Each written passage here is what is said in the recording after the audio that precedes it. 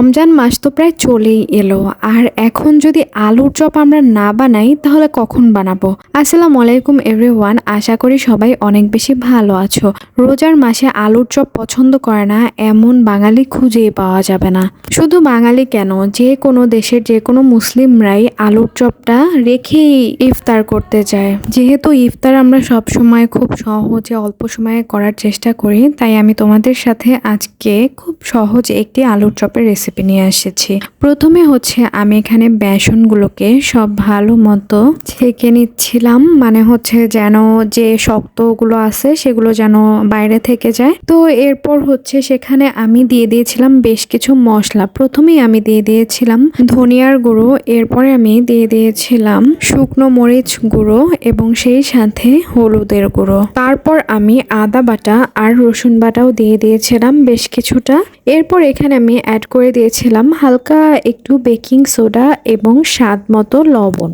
এখন আমি এগুলোকে একটু ভালো মতো মিক্স করে নিচ্ছিলাম। তারপর হচ্ছে আমি আবার পানি দিয়েও মিক্স করে নিয়েছিলাম।